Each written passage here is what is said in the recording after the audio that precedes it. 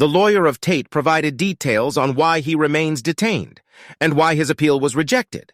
This is fresh information that I believe is quite compelling, and you might find it intriguing as well. Please hit the like button and subscribe with notifications to stay updated on the developments of this case. Please check out the following content. What's the current legal position surrounding Andrew Tate? So last week, the detention order of the Tate brothers was ordered extended for an additional 30 days. The defense fought that, but the court ruled that they would be detained until the end of March. However, as to the two women that are also being detained along with the Tate brothers, the court last week ordered that they could be released on house arrest. Both decisions were appealed, and the appeal was heard yesterday. As far as the Tate brothers, the appeal was denied, and they are still continue to be ordered. As far as the two women go, that decision was unfortunately reversed. So the prosecutors are the ones who had appealed their release on house arrest, and they did prevail, and now the women will stay in custody until the end of March as well. And what's the thinking behind this? There is a belief that he's a flight risk, and there is some talk from his camp that he would have gone off to Dubai if he had the chance.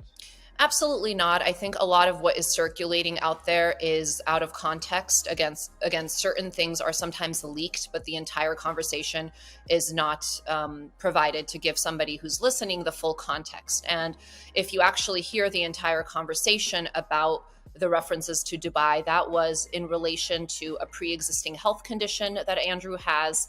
And long before he was arrested and detained for this investigation, he had a medical procedure that was scheduled in Dubai. And so the entirety of the context of that conversation is that he says if he is released, he plans to go to the appointment as scheduled, and it's a conversation about that procedure. Why do you think the court does regard him as a flight risk? I mean, is that the case that the prosecution is making? Yes, that is certainly what they tried to convince the court of this time. And another factor also I do want to mention is, this investigation started close to a year ago in April.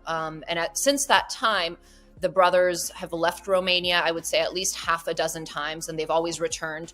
Although they weren't the accused at the time, they weren't specifically being investigated the way they are now, as in relation with the detention.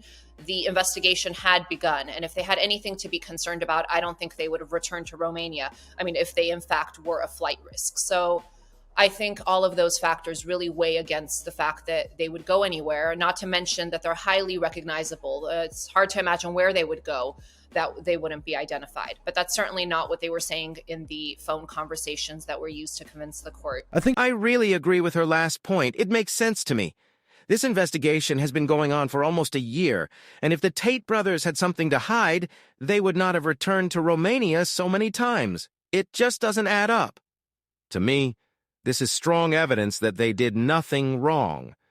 But of course, this is just my personal opinion.